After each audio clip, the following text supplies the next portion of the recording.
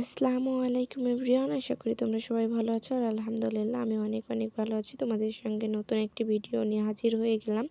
এই যে আমার পিছনের এই টিনের বেড়াটা দেখতে পাচ্ছ, এটা আমি একটু রং করব আর ঘরটা একটু গুছানো করব।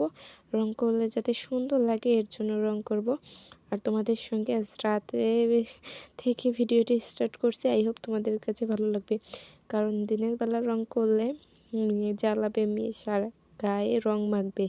এর জন্য মেয়ে ঘুমানোর পরে রাত্রে চলে আসছি রং করতে। আর এদিকে এই যে রঙের কৌটা নিয়ে বসে পড়ছি, একটা লাল কালার রং, একটা আকাশি কালার রং নিয়ে বসে পড়ছি। তো সেটাই তোমাদের সঙ্গে শেয়ার করতেছিলাম যে জানি না কেমন হবে রং করলে। তো খুব ইচ্ছা, অনেক দিনের ইচ্ছা যে টিনটা রং করব, বেড়াটা রং করব। তো ভাবতে ভাবতে রং কিনেই নিয়ে আসছি। আর এখন প্রথমেই সোফা সব কিছু সরাবো এই রাত করে, তারপরে রং শুরু করব। প্রথমত মেয়ের এই অক্টোপাসের জামা কাপড় সব নামাবো। এর আগেই দিনের বেলায় ঘর ঝেড়ে পুছে মুছে রাখছি। আর এই তো মেয়ের জামা কাপড় আগে এখানেই রাখি, এটা বাইরে সরাবো। আর এদিকে মেয়ে ঘুমাই আছে, সব ঘর পুরো ঘর অগোছালো। আমার কিচ্ছু গোছানো নেই, কারণ আমি যেহেতু ঘরটা রং করবো, তো সব কিছু এলোমেলো করছি। এখন সোফাটা বাহিরে নিব, আর এই সোফাটা এদিক করে রাখবো, আর ওই কর্নারের সোফাটাও বের করব, তারপরে রং শুরু করব। চলো আগে সোফা সরানো যাক, তারপরে মেয়ের খেলনাপাতি সব গুছিয়ে এক জায়গায় করব। আর সবাইকে অনুরোধ করব, প্লিজ প্লিজ পুরো ভিডিওটা দেখবা, আর অবশ্যই একটা লাইক দিয়ে দিবা এখন লাইক না দিয়ে থাকলে। আর যদি আমার টিনের রং করার ফাইনাল লুকটা দেখতে চাও, তাহলে অবশ্যই আমার পুরো ভিডিওটা দেখতে হবে। আর এই যে এখানে সোফা টেনে টেনে আনতেছি, এত ভারী তা বলার বাহিরে, এত ভারী সোফা আমার তো একা একা করতে খুব কষ্ট হয়ে যাচ্ছিল। আর এই যে এখানে এটার মধ্যে মেয়ের সব খেলনাপাতি সব আগে এক জায়গায় গুছিয়ে রাখবো, তারপরে এই ছোপাটাও বের করে ফেলবো। এই ব্যাগের মধ্যে আগে সব খেলনাপাতি ধুবো, তারপরে ছোপাটা বের করব। আর একা একা ছোপা সরাতে খুব কষ্ট হয়ে যাচ্ছিল, তো ননদকে বলছি এই পরে তুমি একটু ধরে আমার সঙ্গে সাহায্য করো, যেহেতু আমার স্ট্যান্ড নেই, স্ট্যান্ডটা ভেঙে গেছে। আর এই যে স্ট্যান্ডটা আমি উপরে তুলে রাখলাম, তো তার কারণে ফোন ধরতে আমার ননদদের সাহায্য নিতে হচ্ছে, কারণ ফোন ননদকে দিয়ে রাখছি ক্যামেরা ধরার জন্য। আর আমি একা একা কাজগুলো করতেছি। যদি স্ট্যান্ড থাকতো তাহলে দেখা যেত ননদকে একটু বলতাম, ননদ সাহায্য করে দিত। এই যে সরিয়ে ফেলছি, ঝোপা সরিয়ে সব কাজ করে আমি খুব ক্লান্ত হয়ে পড়ছি। তারপরে হাজব্যান্ডের দিয়ে একটু রং গুলাই নিলাম, রং গুলিয়ে নিয়ে এখন টেনে দেব, কারণ আমি তো প্রথম, আমি কখনো রং গুলাইনি বা কোথাও রং দিইনি, তাই জানি না কীভাবে রং কেনে। তো বর ছেলে মানুষ যেহেতু সব কাজেরই অভিজ্ঞতা থাকে, তো আমি বলতেছিলাম কতখানি ঢেলে দিব, আর ঢেলে দিছি কতখানি সেটা দেখাচ্ছিলাম। তো আমি খুব এক্সাইটেড যে রং করলে কেমন দেখা যাবে এটা ভেবে। সব মেয়েদেরই স্বপ্ন থাকে যে আমার ঘরটা এরকম হবে, এটা করব সেটা করব, এরকমভাবে গোছাবো, এইভাবে গোছালে ভালো লাগবে, ওইভাবে গোছালে ভালো লাগবে। আমার যেহেতু টিনের ঘর, তারপরেও আমি আলহামদুলিল্লাহ অনেক ভালো আছি। তো একটু গোছানোর জন্য আমি টিনের রং করার সিদ্ধান্ত নিছি। তো অনেক দিন ধরে রং আনাও হচ্ছিল না আর দেওয়াও হচ্ছিল না।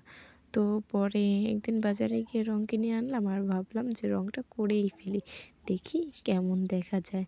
তো আমারও এই ইচ্ছাটা ছিল নিজের ঘর নিজের মন মতো করে সাজাবো, সুন্দর করে সাজাবো, বাবা আমার ঘর ভর্তি ফার্নিচার দিবে, এই আশাটা আমারও ছিল। বাট আমার আশাটা যেহেতু পূরণ হয়নি, কারণ আমার ছোট্ট একটা ঘর দিয়েছে আমার শ্বশুর শাশুড়ি, সেই ঘরে আমার ফার্নিচারেরই জায়গা হয় না।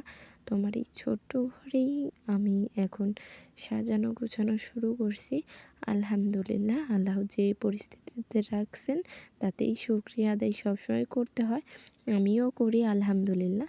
আমার চেয়েও খারাপ পরিস্থিতিতে অনেক মানুষ আছে, তাদের জন্য দোয়া করি তারা যাতে একটু ভালো পরিস্থিতিতে আসে। আর সবাই আমার জন্যও দোয়া করবা। আর এই যে এই পর্যন্ত রং করার পরে আমার রং শেষ হয়ে গেছে। আমি ভাবছি ওই রংটাই পুরোপুরি হবে। পরের দিন দুপুরে ননদকে দিয়ে রং আনিয়ে তারপরে আবার রং করতেছি দিনের বেলায়, মেয়েকে বড় ননদের কাছে দিয়ে। আর এই যে রং করতেছি, আমার রং করা কেমন হচ্ছে একটু সবাই কমেন্টে জানাবা।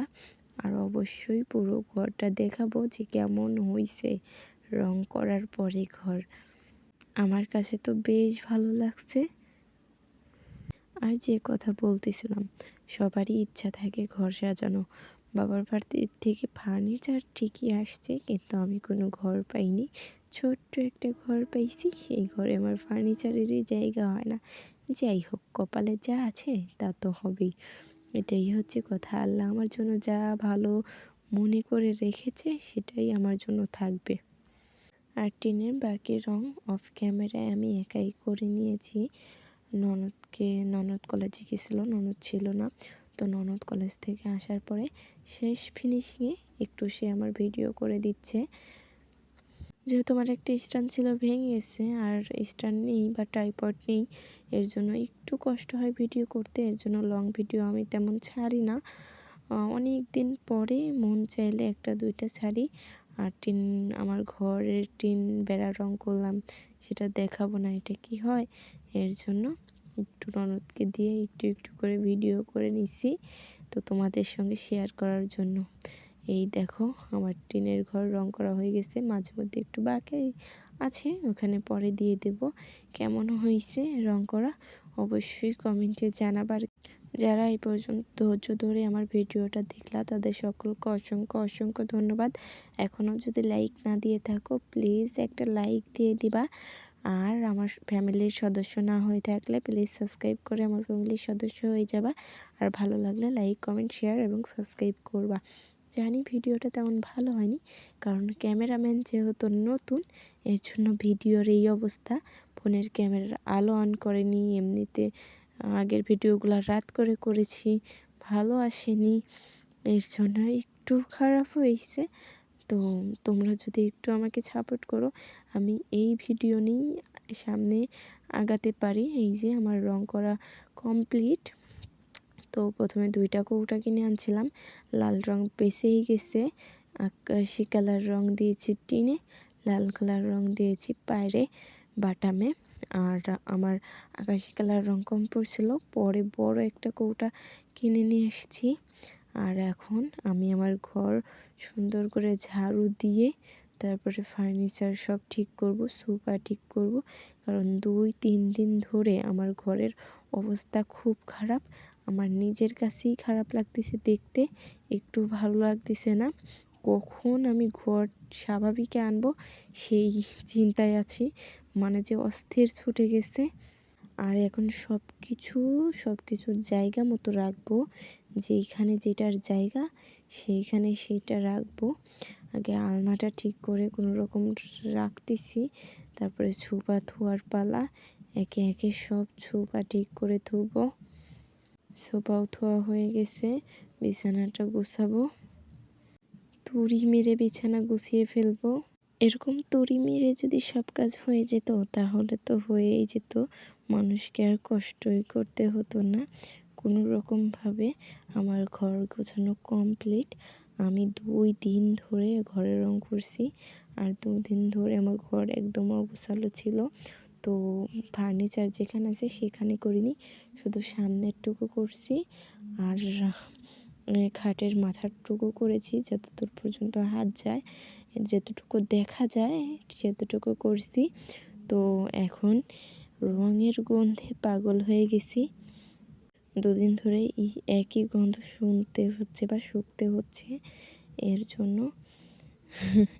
আর আমার ঘরটা কেমন হয়েছে রং করা অবশ্যই কমেন্টে জানাবেন। এটা আমার ঘরের ফাইনাল লুক। এখন একটু সাজালে বা শোপিস দিয়ে সাজালে হয়তো বা আরও সুন্দর লাগবে।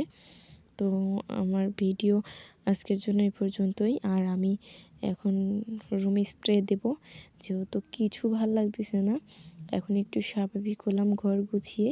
এখন গন্ধটা দূর হলে আল্লাহ আল্লাহ আর মাশাআল্লাহ আমার কাছে তো আমার ঘরের লোক অনেক সুন্দর লাগতেছে। তোমাদের কাছে কেমন লাগতেছে অবশ্যই কমেন্টে জানাবে। আল্লাহ হাফেজ।